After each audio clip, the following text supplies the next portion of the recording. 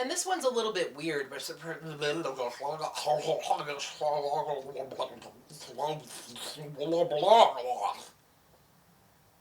told you it was weird. Power Rangers grid defense, our battle never ends. Power Rangers grid defense, we rely on the power of friends. Power Rangers grid defense, countdown now to begin. 5, 4, 3, 2, go! Hello there, heroes! I'm the Orange Ranger, and welcome to another Power Rangers Off-Season 2017 video. And I've got an interesting one for you today. I tend to get a lot of common requests when I make these videos. Review Ninja Turtles, review Toku, etc., etc. But the past few months, another one's been creeping in and getting very popular. I've been asked a lot lately to review the Power Rangers fan film, Grid Defense. During my most recent Q&A video, I was asked once again and said that maybe I could slip it in during the off-season. Maybe. I can prove that I said maybe. Double dip in the fan film world with both rmake21 and Matthew's World ENT requesting a review of the fan film Power Rangers Grid Defense, which I have peeked at just enough to see that it's a Power Rangers adaptation of Go Busters. I will say this much. I've just started putting together the list of topics for the off-season videos. Might be able to slip it in there. I am getting a lot of requests for it. However, when I released my off-season schedule and Grid Defense wasn't anywhere to be found, there was enough of a genuine outcry that I reconsidered. And now we've reached the moment that a few of you have been genuinely waiting for. Here's my review of Power Rangers Grid Defense. So first, let's start with what the heck Grid Defense is so that everybody's caught up and on the same page. Grid Defense is a fan film production, the first episode of an adaptation of Tokume Sentai Go Busters. Go Busters was the 2012-2013 Sentai that was the first to be completely passed over in being made into Power Rangers. What was most unusual about that is that the series almost seemed to have been intentionally made to be turned into Power Rangers. When the Go Busters activated their transformation devices, it literally said it's morphin' time. Yes, on the Japanese Sentai show. Also, the enemy large robots were called Megazords.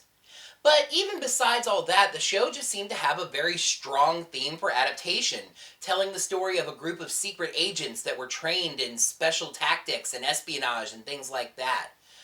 But Saban Brands decided to jump on the popular dinosaur theme of Kyoryuger instead for Dino Charge and Dino Supercharge. Grid Defense was produced by Jacob Brody, who many on YouTube know as the Database Ranger. Database Ranger is a channel that I've actually kind of had my eye on for some time now, and it seems like it should be a lot bigger than it is.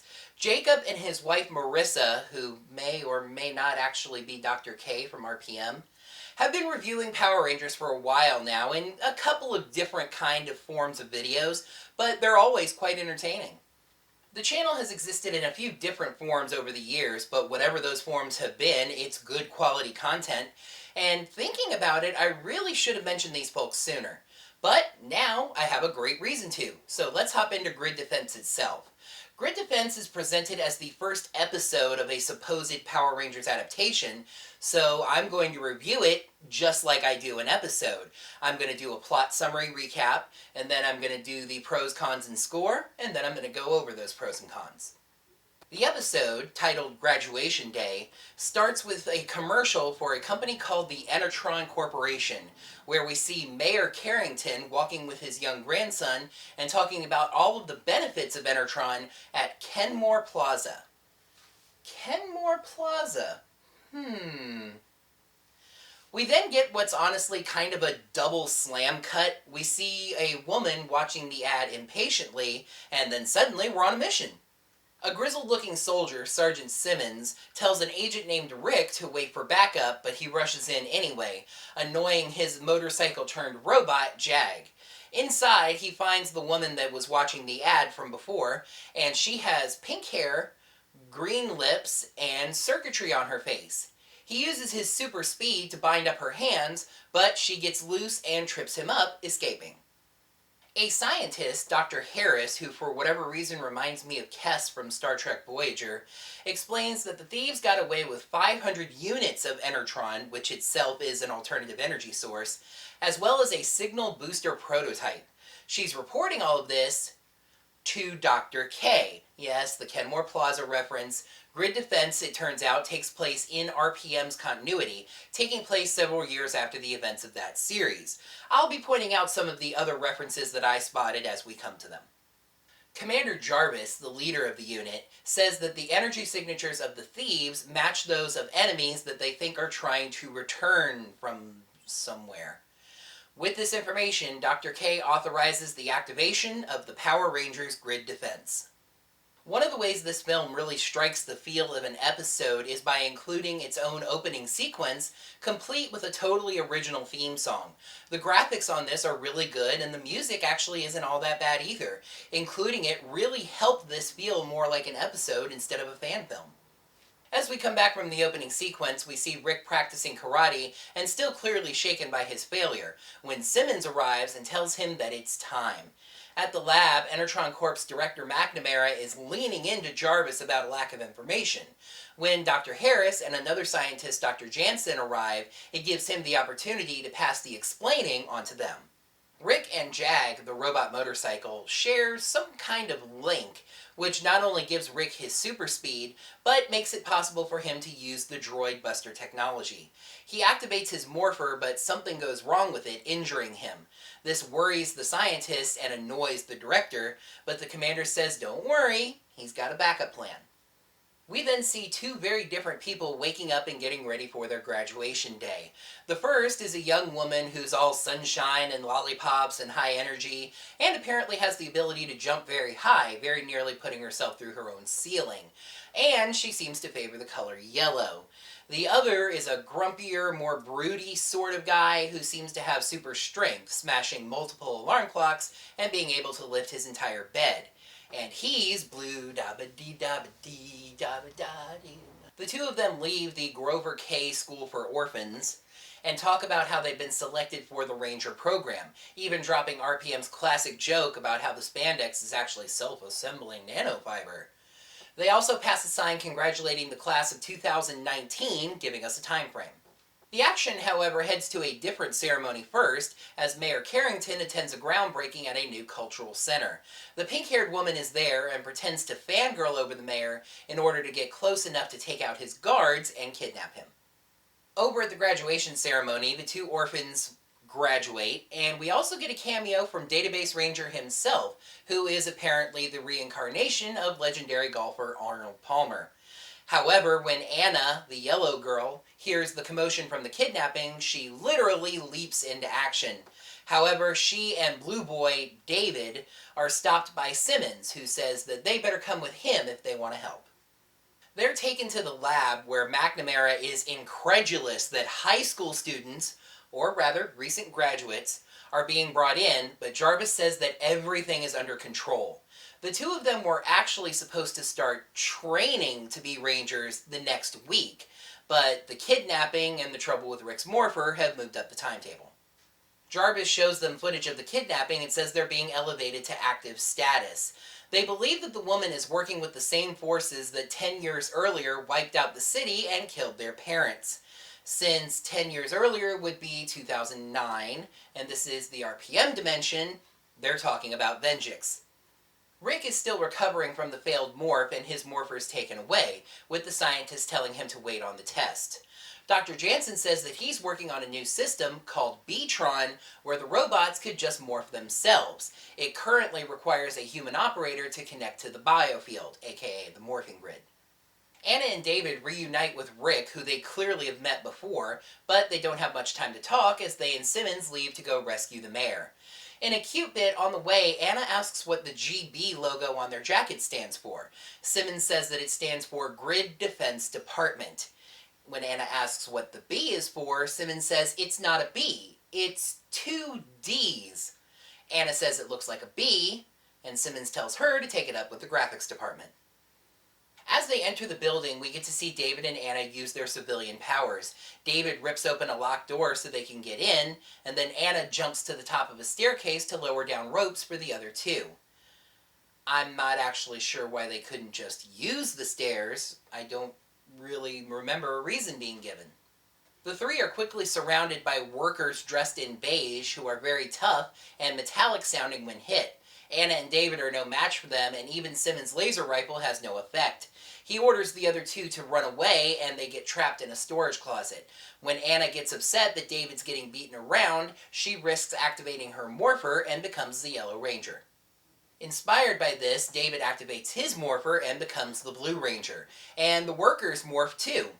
Well, sort of. They throw off their disguises, revealing that they are purple robots that will later be identified as spammers. The Rangers fight the spammers with some punnery in the fight dialogue that would probably be a little bit annoying if it weren't so classically Power Rangers. Meanwhile, Rick, who had been observing the battle in the lab, runs off, with Jag tracking him down to find out what's wrong. Rick is upset that two cadets that he's 2 years older than were able to morph, but a computer error stopped him from doing so. But Jag says that through their link he knows that it wasn't a computer error. It was Rick's own fear. Rick reveals that he's scared of letting down the legacy of his parents, and also upset with them that at just 10 years old they left this legacy on his shoulders. Jag says that that fear is natural and that nobody's upset with him for being scared, but that fear has to be overcome. The Rangers use their weapons, a sword called a spy blade and a camera-themed gun called a lens blaster, to finish off the spammers with a photo finish blast. They then find the mayor, and the pink-haired girl calls them out. Her name is Praxis. Games are her game, and she's finally happy to meet some real players. But she's a little bit disappointed, because don't Rangers usually come in sets of 3 to 5? She reveals the next step in her plan anyway, an upgrade to Vengeance's attack bots called Spy Droids. She activates one called Shovel Droid, and I actually have to point out a really small but nice touch here. It would have been really easy to just use GoBuster's footage of the Shovel Droid activating. However, even though it's really quick, they managed to slip in a shot on location of nearby construction equipment. It just really helped establish the location and make things more believable. The Shovel Droid starts clearing the way for its big brother, and the lab gets a strange teleportation signal. In less than 3 minutes, something big is coming. The Rangers show up to fight the Shovel Droid, but have trouble with it at first and ask for reinforcements. At this, Rick suddenly grabs his morpher and activates it, though it's not clear at first if it worked. The two Rangers keep fighting the Shovel Droid, but they aren't really having any luck, and more importantly, time runs out. A Mega Droid, a larger version of the smaller Side Droid, teleports into the city. It attacks an Enertron tower and begins draining it. The two Rangers think they're done for, but then Rick shows up, riding Jag as the Red Ranger. Funny enough, he really doesn't do all that much to help his fellow Rangers, shooting the Shovel Droid twice and then leaving to meet his Zord, DB-01. This Zord has 3 forms. The first is a large red car, which Rick and Jag dock with, Jag becoming a control console. The Zord then becomes humanoid, its second form, now called the Droid Buster Battle Zord, and attacks the Mega Droid. They save a building that had been blasted in half from falling down, somehow, and then draw the droid's fire away from the other buildings. They quickly turn into the Zord's third mode, a red Jaguar, like Legends of the Hidden Temple, before switching back to battle mode and finishing off the Mega Droid with an Enertron boost and the Buster Blade Energized Final Strike. At the same time, the other two Rangers somehow suddenly get the upper hand on Shovel Droid, destroying him with a photo finish. As Jarvis walks back into the lab, we see Dr. Jansen working on something, the schematic of a gold and silver robot labeled Biomechnodroid Transitive Ranger Operator Network, or BTRON, before quickly clearing the screen. Jarvis congratulates the Rangers on their first mission and then reveals the other two Rangers' partner droids, a yellow rabbit and a blue gorilla, who they apparently knew as kids. Dr. Harris asks Commander Jarvis if they should tell the Rangers about the Enertron heist, but he says to let them have this victory and asks if she has the file that he asked for. She gives it to him, and it's revealed that Praxis is a human scientist who was believed to have died. Meanwhile, director McNamara welcomes back Mayor Carrington, but he says that he just wants some time alone. Inside the mayor's office, it's revealed that the mayor actually is Praxis, and that the real mayor is captured inside her phone. She plugs a USB into a computer and reports to a mysterious V-shaped icon, presumably Venjix, that everything is going according to plan. It turns out the attack was just a test, a dry run. The droid transformation and teleportation systems both worked perfectly, and the Mega Droid managed to get an additional 3,000 units of Enertron. Also, her infiltration plan is going off without a hitch. The V-shaped icon says that its resurrection is at hand. Pros and cons. Ready, go! Power Rangers Grid Defense. Pros, well-written adaptation of a quality Sentai, great use of locations and footage matching, and Praxis is an absolute show stealer.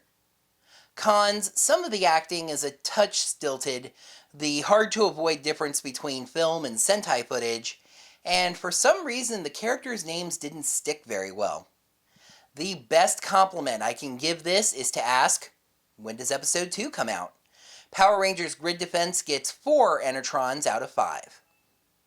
GoBusters actually had a fairly shaky run as a Sentai, scoring some lower ratings which forced some weird things like a sudden shift in the story and even a new theme song. However, personally, I really enjoyed it, and I think that this was a great tribute to it. Yeah, it told basically exactly the same story as GoBusters did itself early on. However, making the disaster at the start of GoBusters the events of RPM is a genius touch because it fits in both with Power Rangers continuity as well as the source footage. This film did a great job of matching locations and film footage throughout the movie. I didn't mention this during the plot summary, but in the scene where Anna and David first fight the spammers, they enter that building in film footage, and the transition to the Sentai footage when they morph is actually surprisingly seamless. That was a very well-chosen location for that shot. And throughout the movie, the transition from film footage to Sentai footage actually is pretty good and believable, at least as far as location. More on this in a second. And the absolute star of this film to me was Stephanie Ward playing the villain Praxis. Here's the thing, GoBusters had a character like this as its main villain, but it was actually a guy, Enter. Making that character female just gave them a lot more room to play with quirks and charms and things like that. To me, the best villains are the ones that you can't help but cheer for just a little bit. Enter was one of those, and now Praxis is as well. However, sometimes a little rain must fall on even the sunniest of days. I found the acting of some of the others in the film to be a little bit stilted and forced. I'm not going to name names here in the video because this is a fan film. This was not a professional production. And besides, it's actually commendable for those type of people who aren't really actors to get up in front of the camera anyway and perform. If you're really curious, I suppose I can let you know in the comments below. While I praise the transitions between the film footage and the Sentai footage as far as location, it was still kind of obvious due to film quality where they actually took place. Again, I totally understand it. Not a professional production, it's hard to match quality with a professional TV show. But I'd be lying if I said it didn't take me out of things every now and then. It really actually wasn't that bad though, and I will say this, the voiceovers were good enough that I didn't ever actively think I was just watching GoBusters footage. And this one's a little weird, but for some reason, most of the names of characters in this film just would not stick in my mind. Anna I picked up pretty quickly, and Rick as well. But for some reason, I kept wanting to call David Kevin, even while writing the script, and then even while recording this very video, I discovered in the script that sometimes I did call him Kevin. And most of the side characters, I either didn't pick up their names right away, or I just didn't hear them enough. I ended up having to make a character list so that I could refer to the characters properly throughout this video. I will say there's a very fine line in dialogue between writing it so that it sounds natural while making sure that you're name dropping so the audience knows who these characters are. But in this case, there may have needed to be just a little bit more name dropping. Overall, Grid Defense really blurred the line of fan films and tempted me at times to hold it to the standards of an actual episode. It's a fan film production, it doesn't have the resources of a full TV show, obviously, but I think they did a really great job with what they had. I thought it was a great, well-written adaptation of Go Busters, and as for me, I would love to see more episodes. With that review wrapped up, I now have something to kind of catch up on. I said during my video on my top 8 Power Rangers Christmas specials that since I didn't realize it was going to be kind of a top 10 list, that I was going to let you guys vote on that video and announce the results in the next video. Well, one, the New Year's video kind of came out sooner than I thought it would, and number two, I kind of forgot that I said that, to be perfectly honest with you, but we're going to catch up on it right now. Here is your Viewer's Choice Award for the top Power Rangers Christmas special. Christmas is about sharing the love, and you heroes certainly did. Here Comes Heximus gets an honorable mention with a single vote. A Season to Remember from Zeo and the Robo Night Before Christmas from Megaforce got 2 votes each and tied for third. Race to Rescue Christmas from Dino Charge and I'm Dreaming of a White Ranger from MMPR Season 2 each got 3 votes. But you know what? I'm making a change for top 10 lists. No ties at the top. If there's a tie, then the Orange Ranger is the tiebreaker. So, Race to Rescue Christmas places second with 3 votes, and the winner is I'm Dreaming of a White Ranger with 4 votes, including mine. Thanks for voting. The winner of the channel shoutout is, drumroll please.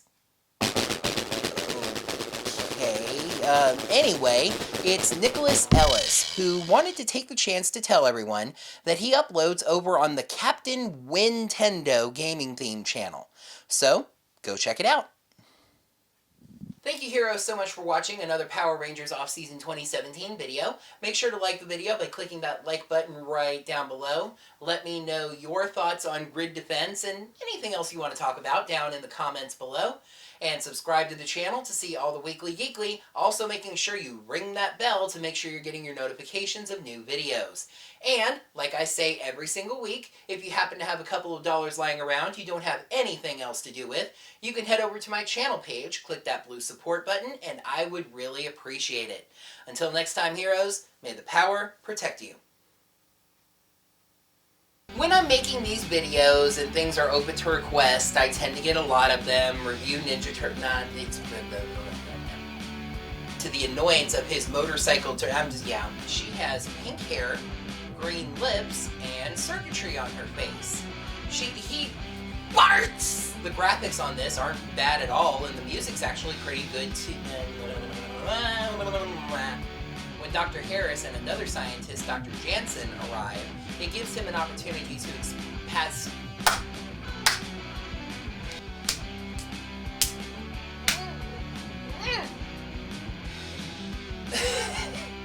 The pink-haired woman, who I am going to name just when the film does.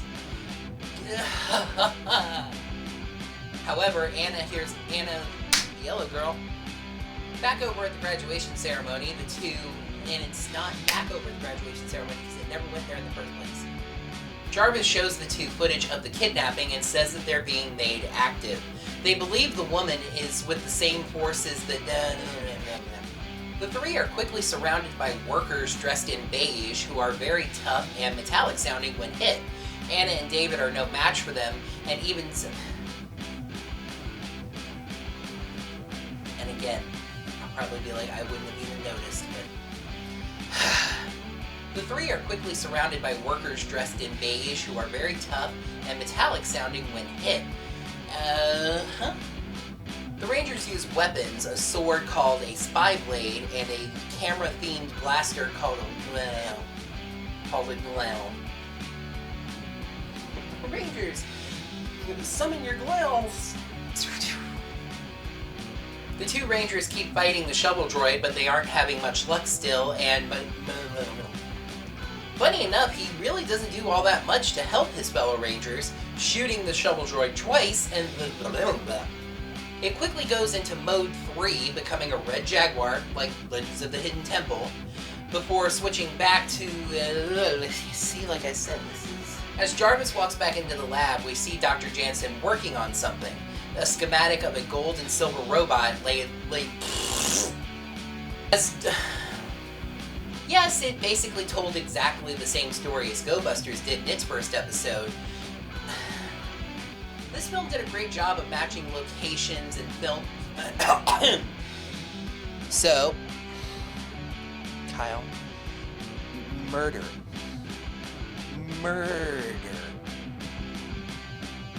Next time, this incredibly short off-season is already coming to an end. Though, don't be surprised if I sneak in another video first. Stay tuned on that. We are right on the doorstep. So thank you all so much for watching. Make sure to